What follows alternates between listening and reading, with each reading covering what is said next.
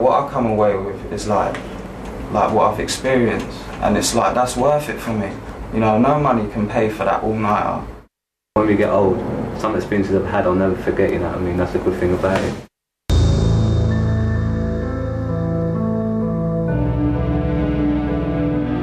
Males of a particular age group tend to form their own subcultures with their own identified norms and rules.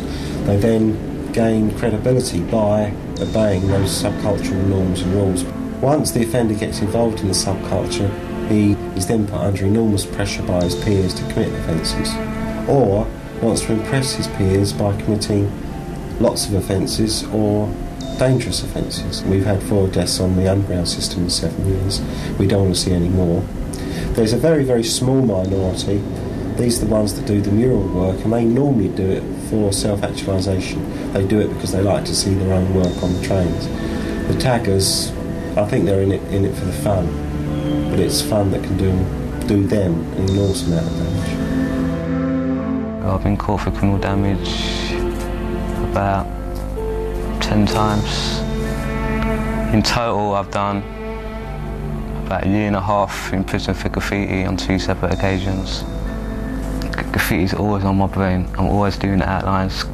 In prison, I just practice and practice and practice. I send letters to my friends with outlines on. In a way, I feel stupid for going to prison for it because you go to prison for graffiti. If you've got a recidivist offender that's perhaps committed £100,000 worth of damage and continues to commit this type of offence, then we look towards detention, not for rehabilitation, but literally to control that individual. It's not stopping me. Prison doesn't stop me. I don't think anyone could stop me. My mum and dad can't stop me, so I don't see no one else is going to stop me. Gary started doing graffiti when he was about 12 years old.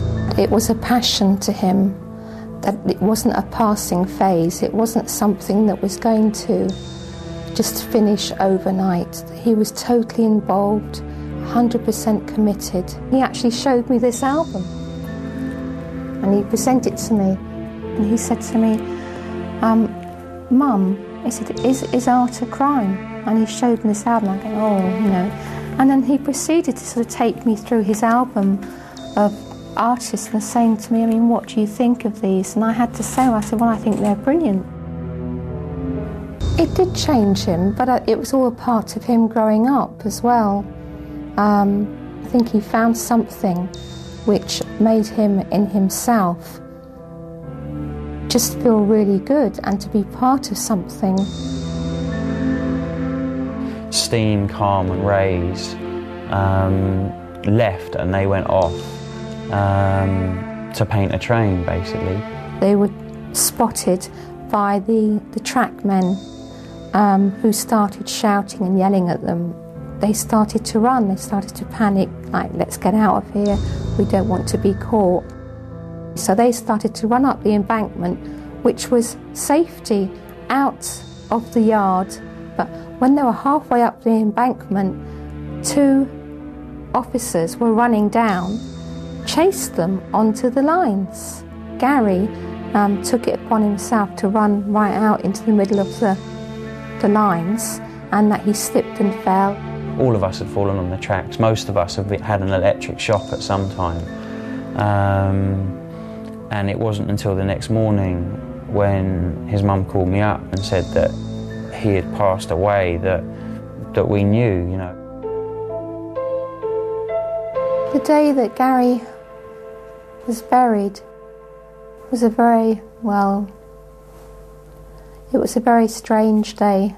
It was just like a writers' convention. I mean, so many of the writers came from all over, and it was respect. Sometimes when you're walking down a tunnel or you're climbing up into a yard or down into a yard, and at any moment you could slip and die, or you could get electrocuted, or a works train could come, you're obviously conscious that you could die, but it's not something you're thinking about. Graffiti for me gives me a very warm feeling. I like it, and I think the sad thing is that not many people actually do want to understand. They just see it as vandalism. At the end of the day, I lost my son through his art, and I miss him. I think about him every day.